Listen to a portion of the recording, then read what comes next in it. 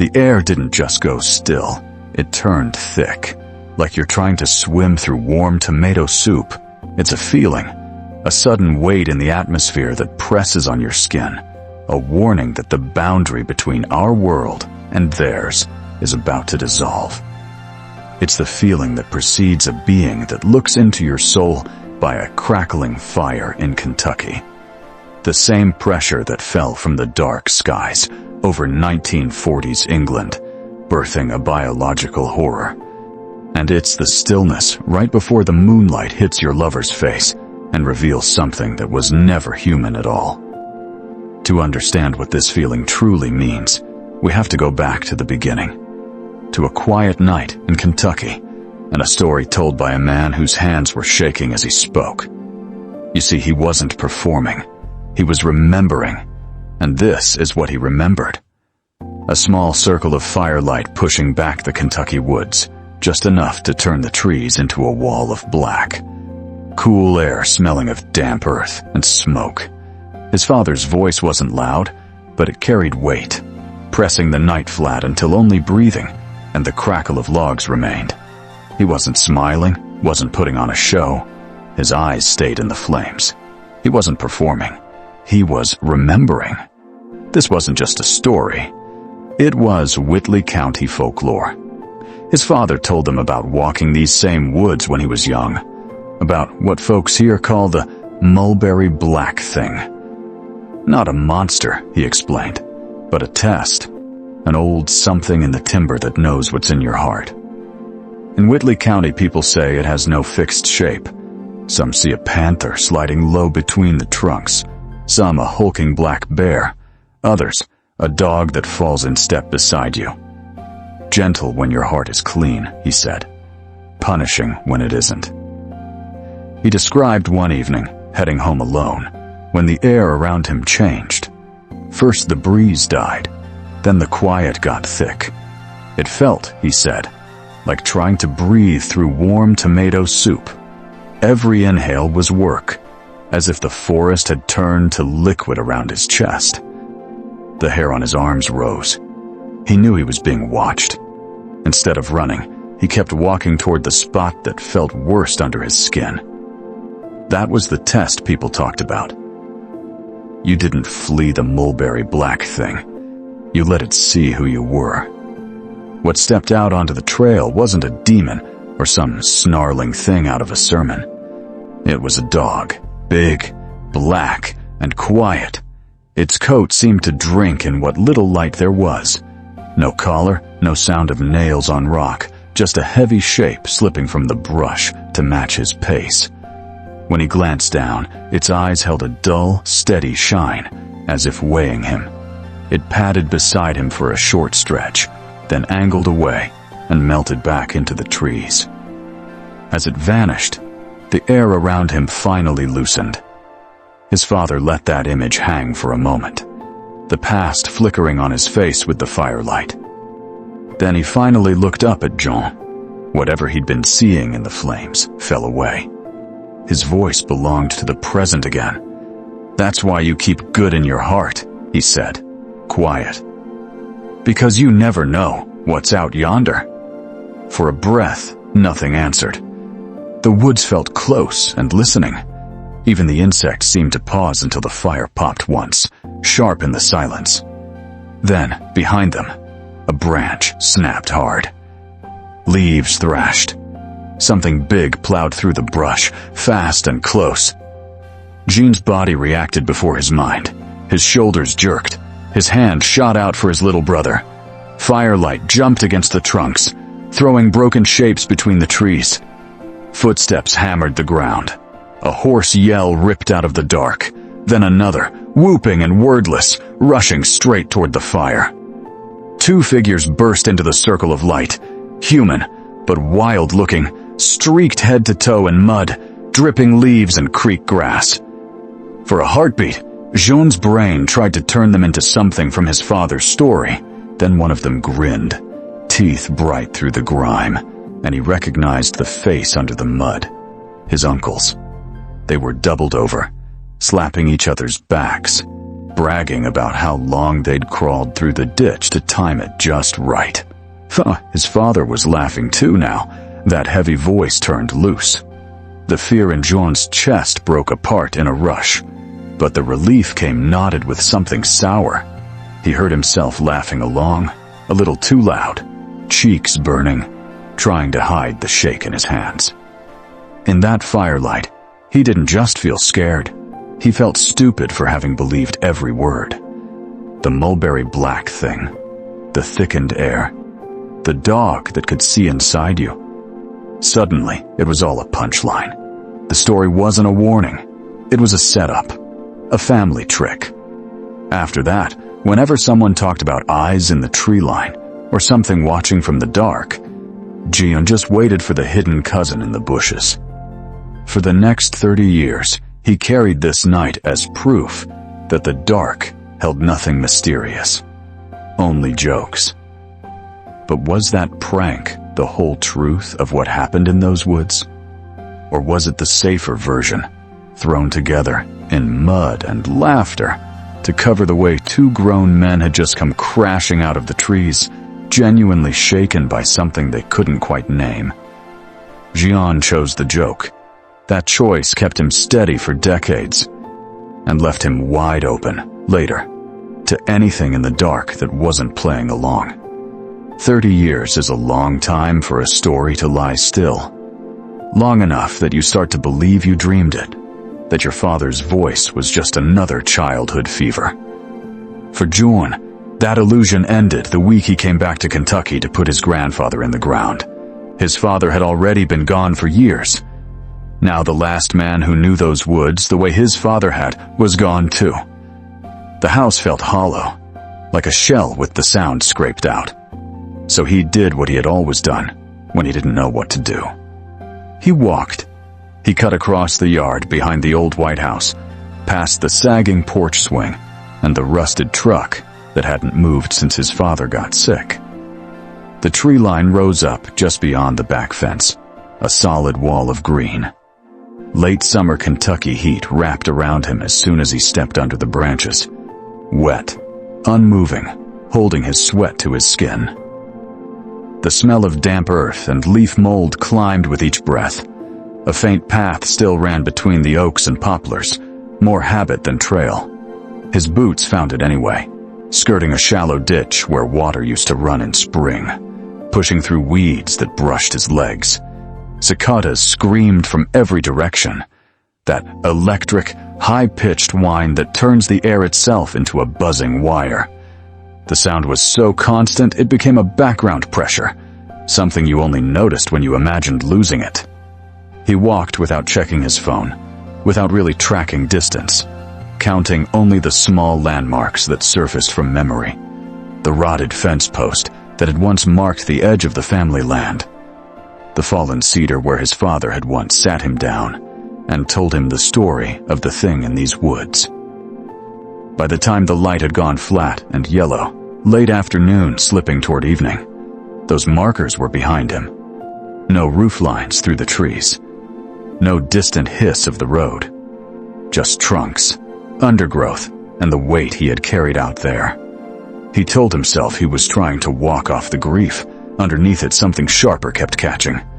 He saw his father again. Not in these trees, but on a phone screen years ago. Voice rough as he tried to repeat the legend one more time. Jean had laughed then.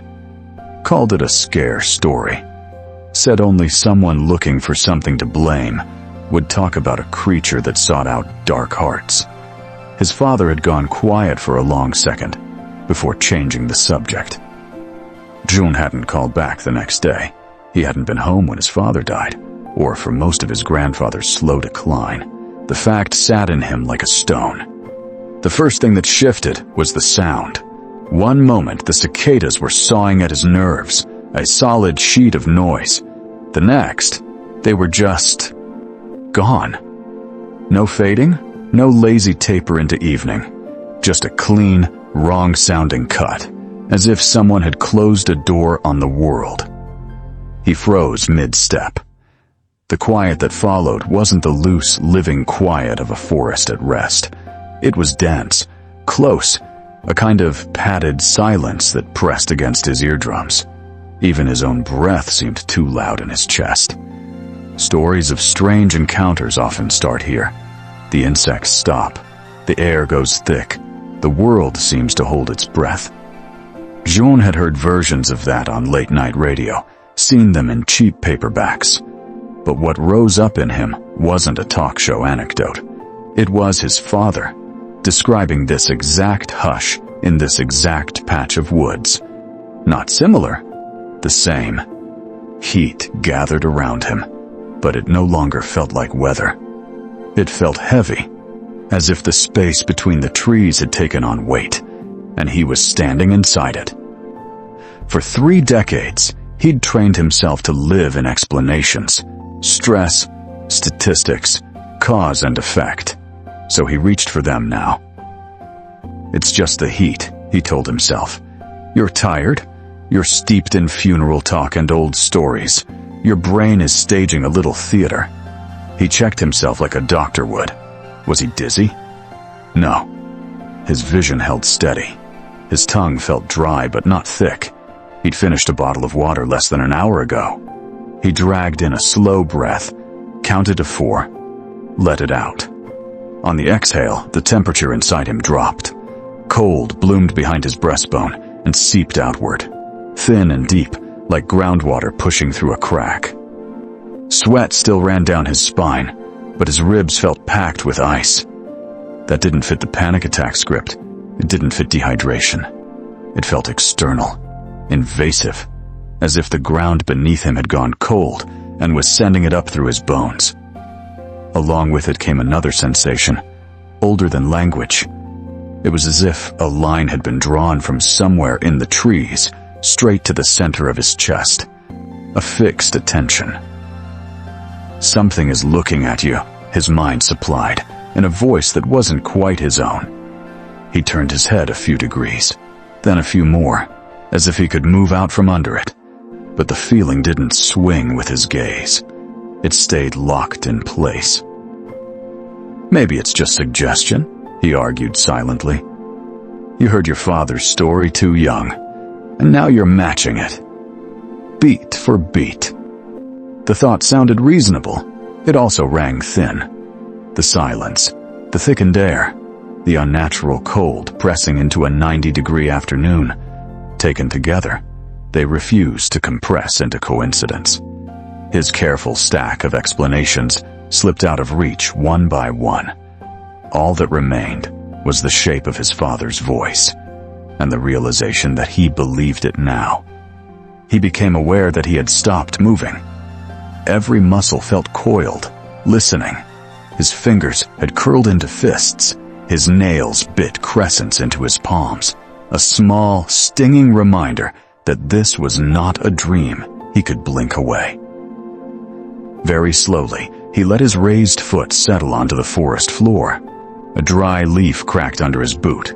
The sound was tiny, but in that sealed quiet, it landed like a snapped twig in an empty room. The sense of being watched tightened, dropping lower, closer, as if whatever held him in its sights wasn't out among the distant trunks, but right at ground level. He didn't want to look down.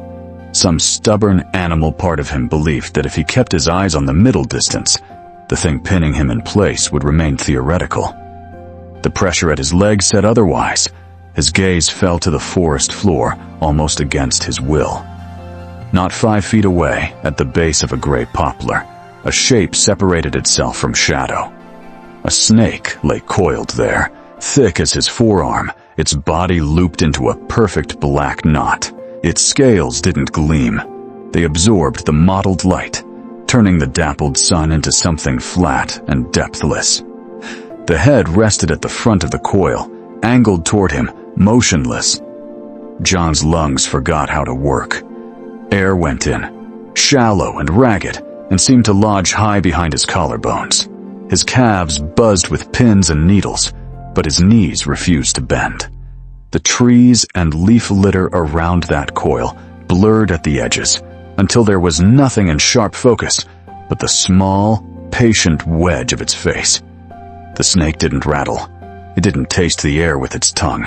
It held utterly still, the loops of its body drawn tight, like muscle pulled back before a punch.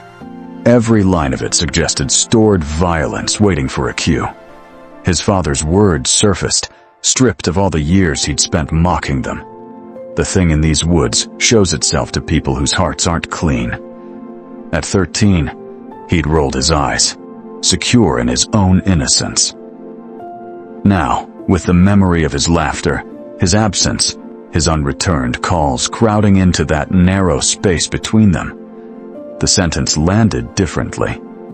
The idea that this was about him, that whatever judgment the legend carried had finally caught up, felt less like superstition and more like recognition. The certainty arrived fast and brutal. This is for you. Every instinct he had screamed at him to move, to kick back, to climb the nearest tree. Nothing obeyed. His whole body had become a held breath. He could feel, with awful precision, the spot on his ankle where those jaws would close, the imagined shock of teeth breaking skin, the weight of the body driving the strike home. Time thinned to a single point. June stood locked above the black coil, heart pounding loud enough to drown the world, waiting for the explosive uncoiling, the snap of muscle, the first flash of pain he was sure was coming. But the strike never came. The creature, a serpent of shadow, held his gaze for a heartbeat. Then, with slow, deliberate grace, it began to move. It didn't lunge. It uncoiled, drawing its length back from him, a silent current of black sliding over the forest floor. As it went, bramble and branch eased aside, leaving a narrow trail where there had been only tangled green. His ribs still felt cinched around his lungs, each heartbeat a hard knock in his chest. Yet the sharp edge of panic dulled, leaving a quieter pull inside him. He stepped onto the new path. His feet landed surer than he expected. The air lost its biting cold and settled into a cool, even weight. No threat, no comfort, just level stillness. He walked, the world narrowing to the rhythm of his steps, until the trees stood farther apart and light began to pool on the ground. Then the woods opened. Before him was a pond, a round pool of water, utterly still. Its surface was a sheet of liquid obsidian, a black mirror holding the canopy and thin strips of sky.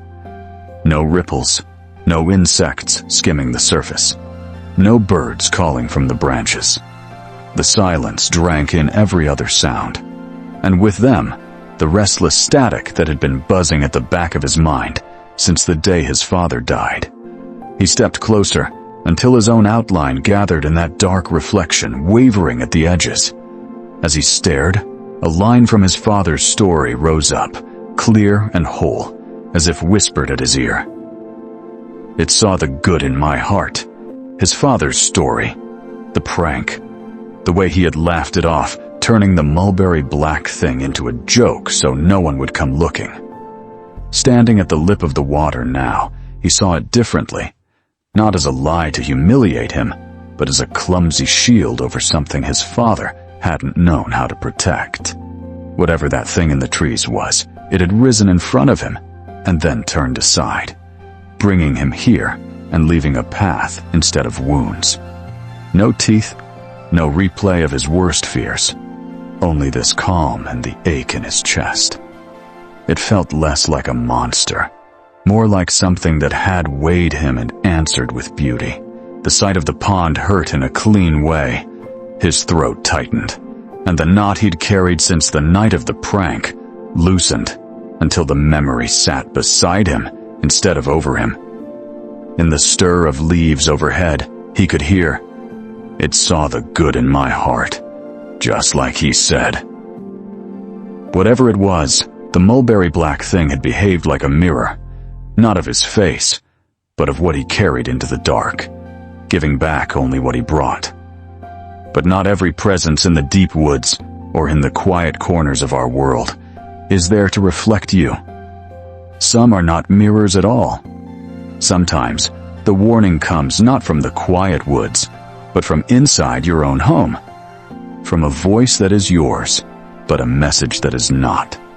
Our second case file comes from the historical record, documented in Richard Cavendish's 1975 book, The Powers of Evil. To understand it, we must go back to 1940, to wartime England, a nation submerged in darkness. Imagine the feeling.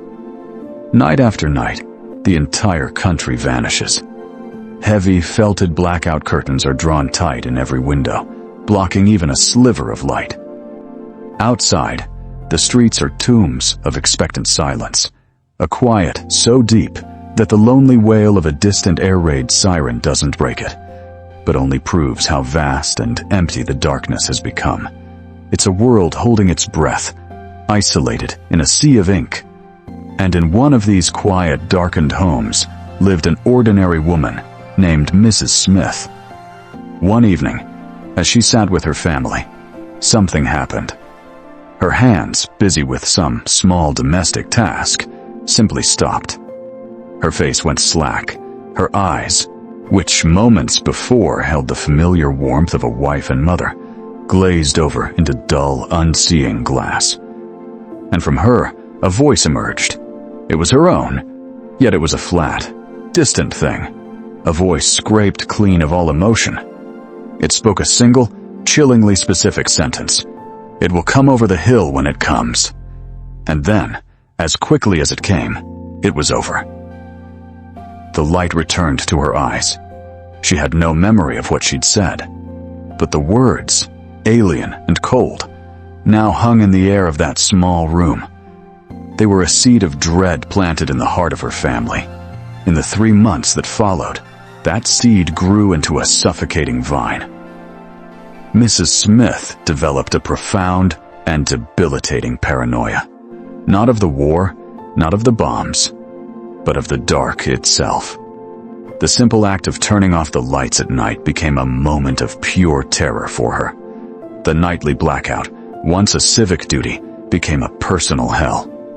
The darkness that sealed them off from the enemy outside now felt like it was sealing them in with something else. The house became a fortress against the night, but the fear was already inside. Her family watched, helpless, as the woman they knew began to shrink, trapped in a state of constant, anxious waiting. They waited for an enemy they couldn't see, warned by a prophecy they couldn't understand. The stage was set. The external darkness of a world at war and the internal darkness of a mind under siege had finally merged into one oppressive, inescapable reality. The question for the Smith household was no longer if or it would come. The only question left to answer, as they sat in the crushing, artificial night, was what it would be. For 3 months, the question had hung over their small home. Tonight, it would be answered. Either the thing from the prophecy would finally cross their threshold, or they would wake, knowing it had all been an illusion. It began with a sound that should not have been possible. A small, sharp click from downstairs, the unmistakable slide of the front door's bolt opening. Mr. Smith's grip tightened on his wife's hand, his knuckles turning white in the gloom. A hushed, frantic whisper cut through the silence. "Did you lock it?" "Yes," she breathed back, her eyes wide, fixed on their bedroom door. "Then what is that?" There was no answer, only a new sound, from the bottom of the staircase. Heavy, wet, deliberate.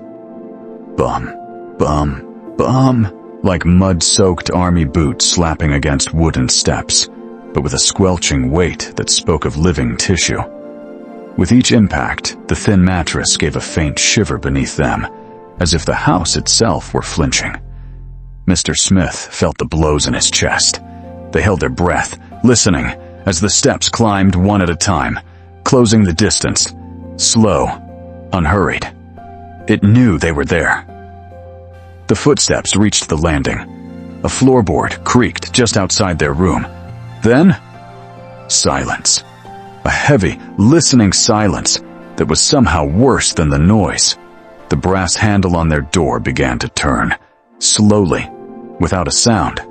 It paused halfway, the metal trembling almost imperceptibly, as if whatever stood outside were reconsidering. Then the latch gave, and the door swung inward. Something filled the doorway. Its bloated, naked skin was mottled in diseased greens, purples, and yellows. Its head rose into a pointed cone, ears hanging to its shoulders. It stood on enormous webbed feet that seemed to drive straight into the floorboards, as if the room itself had been pushed a little deeper into the dark, and the air had thickened around them. The most unsettling part was its gaze, fixed, vacant, never searching for them, never flinching at the sight of the two of them huddled on the bed, treating them like furniture. It took 2 heavy, wet steps into the room and walked to the window that overlooked the blacked-out street. There it stopped, shoulders rising and falling once, as if listening to something far beyond the glass.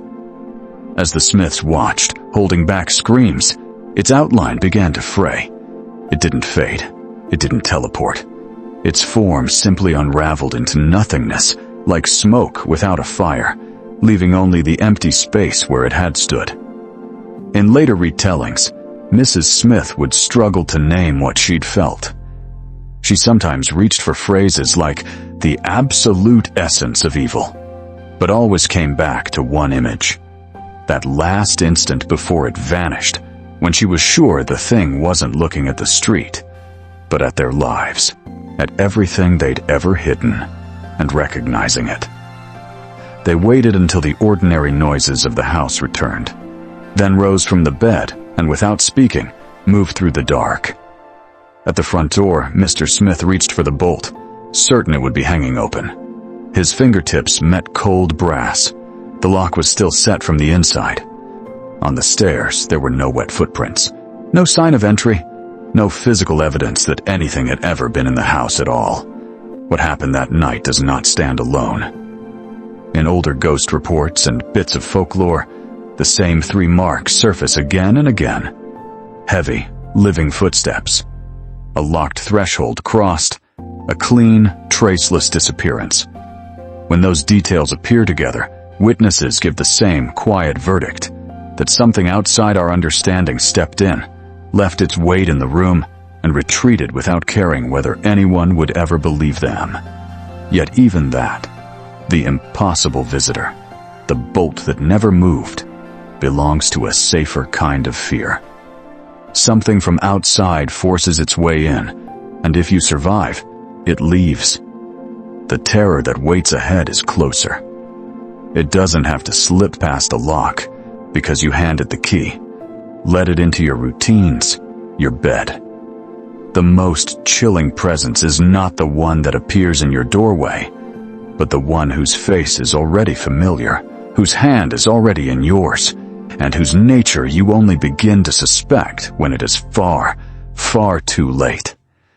And that quiet, creeping dread, the suspicion that the person beside you is a carefully constructed lie, that is where we find Kelly. She was a single mother, a protector, by instinct and necessity. Each night she walked a small circuit, stove off, locks checked, windows latched. On the way to bed, she would pause in the hallway, holding her breath until she heard her child's breathing through the door. Her world was small, orderly, safe, built around that sound. Into this guarded world stepped Sam. Sam didn't arrive like a storm. He drifted in through friends, through the cafe where she sometimes bought herself a quiet coffee. People leaned toward him when he spoke, laughter trailing him through a room. Once, after he remembered her order and paid with a grin that felt like a spotlight, the barista wiped the counter and murmured, "He's charming. Just, he's bad news if you let him too close." Bad news. Beautiful risk. Sam could make her feel seen in a way that felt almost medicinal. Under his attention, the days seemed to sharpen. The long, gray stretches of work and chores briefly lifted. For Kelly, who had spent years avoiding risk, the pull was undeniable. She carried it as a tension, the warmth of his focus against the cold knot of caution in her stomach, the sense that something in him never quite matched the light he threw. One night, that tension turned physical. The house had sunk into a pressurized silence that only exists when everyone else is asleep. Kelly lay in bed, dim streetlight pooling on the wall, when a soft tap brushed the glass of her bedroom window. She froze. Her first thought went to the next room. She held herself still until she could hear her child's breathing through the wall, unchanged. Another tap. Her phone lit with his name. Sam. The barista's warning surfaced, joined by a friend's, "Just be careful with him." Then came the other truth, the empty side of the bed, evenings when her only conversations were with cartoons and dishes. She told herself she would keep it brief. Just talk, just a few minutes. After one last glance toward the hallway, she crossed the room and unlatched the window. Sam swung himself over the sill, landing in the dim of her bedroom, as if he had always belonged there. The thrill felt adolescent, a secret in a house that wasn't meant to hold secrets. He smiled his easy smile and stepped closer. She noticed fabric brushing, a trace of cologne, her heartbeat loud in her ears. Reaching for him felt simple. She lifted her hand and set it on his forearm. Everything inside her went still. His skin was wrong cold, not the brief coolness of someone who'd just been outside. Her mind jumped in anyway. He'd been out there. The night was cold. Of course he would feel like that, she told herself, even as her fingertips wanted to recoil. The cold didn't ease. It felt deep, dense, ice cold, as if it lived inside him. A small part of her wanted to pull back. Instead, she kept her hand there and smiled, while that static chill stayed, the kind you feel in things that have never known warmth. Not once. Her hand recoiled. The jerk started in her fingers and shot up her arm, an animal reflex to pull away from that dead, permanent chill in his chest. It wasn't just cold, it felt fixed in place, like touching metal that had never known a living pulse. Her mind grabbed for anything ordinary to hold on to, and her gaze climbed, past the fabric of his t-shirt, up the column of his throat, to his face. They were standing in her bedroom, the only light a pale, rectangular spill of moon from the window. That silver wash cut across his features, turning the planes of his face into something flat and unfamiliar. On the left side, the corner of his mouth seemed to sag, his eyelid drooping half a beat lower than the right. For one wild heartbeat, it looked exactly like the textbook photo she'd seen once. Facial asymmetry, slackness, the warning sign you're supposed to recognize. Her stomach dropped, concern shouldering past fear. Stroke, her brain supplied, loud and practical. Call someone. Do something. Except the droop didn't stay a droop. Right in front of her, the softened corner of his eye stretched outward, the skin at his temples dragging tight, as if hooked and pulled. The gentle curve she knew elongated into something sharp. Hunting. Whatever she'd tried to name as medical snapped out of reach. Her breath went shallow, catching high in her chest as she searched his face for some other angle that would make it make sense. The bridge of his nose answered her instead. It seemed to fold in on itself, collapsing inward before, flattening and sliding forward, cartilage reshaping into a long, hooked line that had no place on a human face. A low, animal part of her wanted to step back.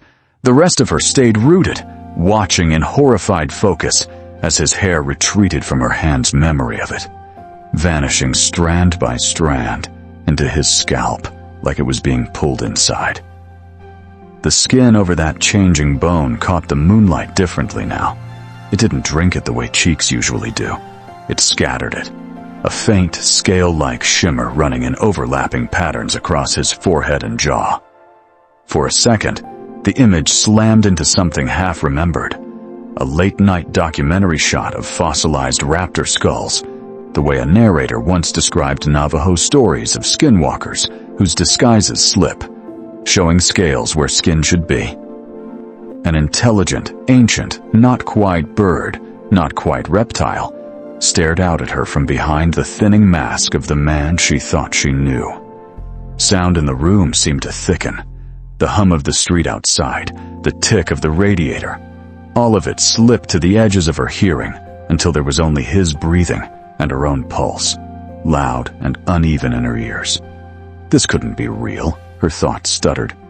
Moonlight distorts. You're tired. You're seeing things. She felt lightheaded, as if the room had sunk a few meters underwater, the air dense and slow in her chest. Some survival instinct told her to move, to get away. But another, more stubborn part reached for the one test she trusted in every other crisis: touch. If she could just feel his face the way she had 100 quiet times, cupping his cheek when he was half asleep on her couch, smoothing her thumb along the warm line of his jaw after an argument had finally broken into laughter. Her hand would prove that this was a trick of angles, nothing more. Clinging to that single ordinary hope, she lifted her hand again, fingers shaking as they drifted toward the shimmering edge of his cheek. Her fingertips met him. For a split second, muscle memory lied to her, expecting the slight give of living flesh. Instead, her hand stopped as if she'd pressed it against a countertop. There was no soft compression, no warmth blooming back into her skin, only an unyielding surface that pushed against her in return. Tiny, uneven bumps pressed into the pads of her fingers, a pebbled texture like fine stone that had been worn, not by weather, but by design. Cold poured into her skin with a strange, deliberate slowness. Not the fleeting chill of someone who'd just come in from outside, but a deep, stored cold that didn't seem interested in her heat at all. It crawled up through her fingers, into her palm, tightening the tendons in her wrist. Her first instinct was to snatch her hand away. Her fingers twitched, nails scraping lightly across that rough surface. And even that small sound was wrong. A faint, dry rasp instead of the soft slide of skin on skin. Her stomach lurched. Every nerve that remembered him leaning into her touch, warm and human, now fired in protest at the stone-faced stranger under her palm. The rest of her body lagged behind that realization, frozen in a held breath, as if moving would make the transformation complete. The sensation raced up her arm and locked somewhere behind her eyes, and in that compressed second, there was no room left for excuses or tricks of light. Every signal her skin sent her said the same, flat thing. He was not human. For a split second she had reached for illness, for some human explanation she could tend, medicate, fix. That impulse withered under the feel of that unchanging cold. Then she knew. Not as a theory, but as something her own body had confirmed. What would be your first gut instinct in that moment, when you realize the person you trust is not what they seem? The change reversed itself in front of her, like a film running backward. Under her hand, that pebbled hardness softened. The ridges smoothed into pores. The cruel, hooked line of his nose relaxed, shrinking back into the familiar shape she'd seen in 1,000 casual glances. His eyes rounded, the predatory stretch easing until they were just Sam's again. Brown, tired, a little puzzled. Hair slid back into place across his forehead, every strand exactly where it had been before the moonlight had turned him into something else. Her hand fell away, fingers numb. He stood there in front of her, in that pale rectangle of light, tilting his head the slightest bit to one side, a soft, questioning smile tugging at his mouth. "Everything okay?" he asked. The words easy, almost amused. If he knew what his face had just done, if some other awareness was staring out from behind those eyes, it hid itself perfectly. To her, in that moment, he looked exactly like someone who had just watched a friend flinch for no reason. A thin, rational slice of her mind wanted to seize that expression as proof that he didn't know, that whatever had surfaced was separate from the man in front of her. Another part replayed the way that other face had focused on her, sharp and intent, and felt no comfort at all. The thing that had looked out at her hadn't gone anywhere. It had simply folded itself back into the role everyone else would recognize. She was alone in a small room with a creature wearing the face of a man she was expected to trust, and there was no scream she could make that would sound sane. How do you run from a monster who doesn't even know he's a monster? How do you get away when the only exit is past him, and the only weapon you have is a truth no one is ever going to believe? The answer is, you don't. Not completely. The scream dries out on Kelly's tongue before sound. The room snaps back into place. One blink ago, there were scales and vertical pupils. Now it's just Sam again, familiar and handsome. A small crease of confusion between his brows. Her hand is still on his chest. His heartbeat under her palm is slow and steady. Hers is so loud it seems to rattle her teeth. "You okay?" he asks. Not alarmed, just mildly puzzled, like she'd lost her train of thought. He has no idea. No flicker of shame, no jolt of recognition. Whatever surfaced in that heartbeat is already buried. For him, the night rolls on. For her, everything has split open. She understands, with a cold, clear certainty, that there will be no confession. The thing wearing Sam's face doesn't know it's a monster. The only witness to what stepped out of him is her. She forces a laugh, pulls her hand back, mutters something about being tired. The rest of the evening feels muffled, like she's moving underwater. The TV glows. Sam makes a joke about the movie. His voice is as easy as ever. She answers on autopilot. Later, in the dark, his breathing beside her is deep and even. Kelly lies awake, staring at the ceiling. Now and then she turns to study his profile in the streetlight through the blinds. Human. Perfectly human. Until her mind overlays the other face on top of it. Her thoughts scramble for explanations. Bad lighting. Stress. Some kind of waking dream. Her body disagrees. Her stomach is clenched. Her legs won't stop shaking. Eventually she gets up and stands in her son's doorway, watching his small chest rise and fall, and a single thought lands with absolute weight. I brought a stranger into this house. I put him between me and my child. By morning, the decision is already made. No confrontation. No questions about monsters and masks. Just thin sunlight and the smell of coffee. Sam moves around her kitchen like he belongs there, humming under his breath as he talks about a trip they could take in a few months. Something inside her goes very still. "I can't do this," she says. He frowns. "Do what?" "Us. It's not right. For me. For my son. I need to stop this now." The reason she gives is simple, vague, human, needing space, wanting to focus on being a mother. She does not mention scales, or eyes that weren't his. He doesn't fight. He doesn't plead. He just goes quiet in that familiar way, shoulders loosening as if a minor inconvenience has rescheduled itself. "If that's what you want," he says. As he zips his bag and walks out of her door, it feels less like a breakup, and more like an emergency amputation. Cut fast, before the rot spreads, before it reaches her child. After that, time doesn't leap. It settles. Days become school years. Her son grows taller, his voice drops. One afternoon she marks his height in pencil on the kitchen doorway and realizes he now stands where Sam once did. The memory of that other face never quite leaves, but it changes shape.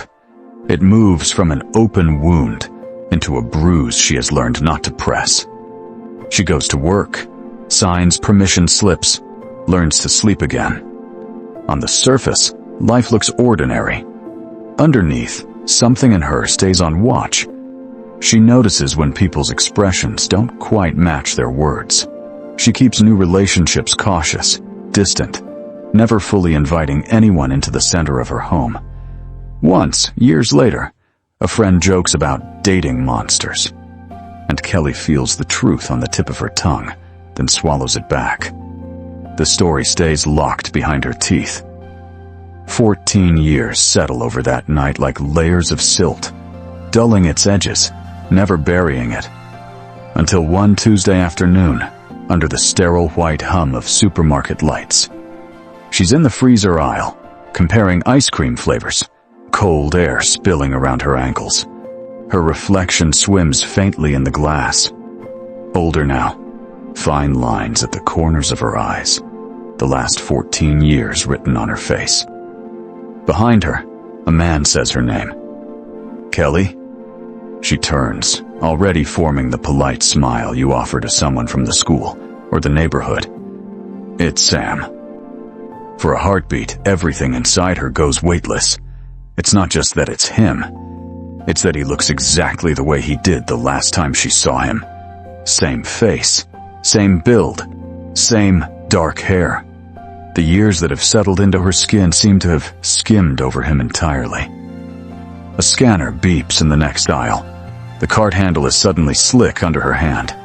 He smiles, that practiced smile. Wow, it's been a long time. A while, she hears herself say. Her voice sounds thin. They talk about nothing. The weather, traffic, how the town has changed. He asks if she's doing okay. She mentions work, her son, the usual. The words feel mismatched to the moment, like lines from someone else's script. Time flies, he says lightly. She can't stop staring. No gray at his temples, no new creases at his eyes. If anything, his features seem smoother, more composed, as if the mask has been improved. The small talk stutters and stalls. A pressure builds in the silence between them, the old unanswered question rising again.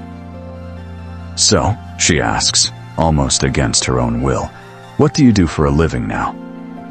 He gives that same polished smile. She notices, this time, how it stops just short of his eyes. I'm a professional poker player, he says. The word lands.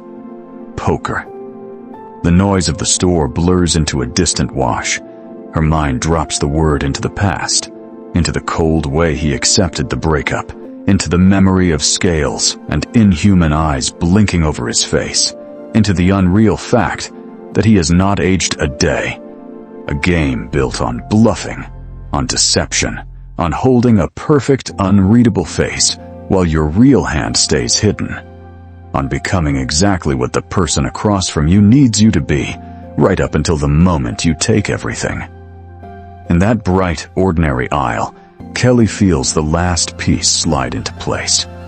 This isn't just his job. It's the clearest statement of what he is. There are stories about things that spend years, even lifetimes, wearing borrowed faces. Shapeshifters that survive by perfecting their disguise.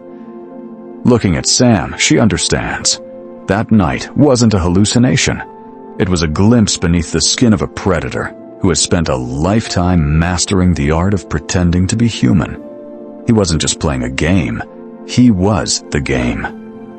When you set her story beside the others we've followed, they look different on the surface. A presence in the Kentucky woods that walked in, step with Jean's grief. A thing on the stairs of an ordinary home, moving with a biology that shouldn't exist. And now, a man whose face can hold two creatures at once, one human, one quietly predatory, sitting at a card table somewhere, perfectly still, perfectly unreadable. Different shapes, same depth. Some entities mirror us. Sorrow made visible, like the figure that kept pace with John between the trees. Some force their way in, like the impossibility that climbed those stairs, Each footfall a reminder that our walls are thinner than we think. And there is also the quietest kind, the ones we invite in, the ones that sleep in our beds, laugh with our children, and learn exactly which mask will keep us from looking too closely. The next time you sit across from someone you trust, and something in you just goes still. No argument, no evidence, just an unreadable coldness you can't quite name. Let that feeling breathe for a second. Don't rush to explain it away. Wonder, quietly, what game they've truly mastered. And if you want to keep sounding these depths with me, stay at the table. Subscribe, so you're here the next time we turn another card over and see what's really been staring back at us from the dark.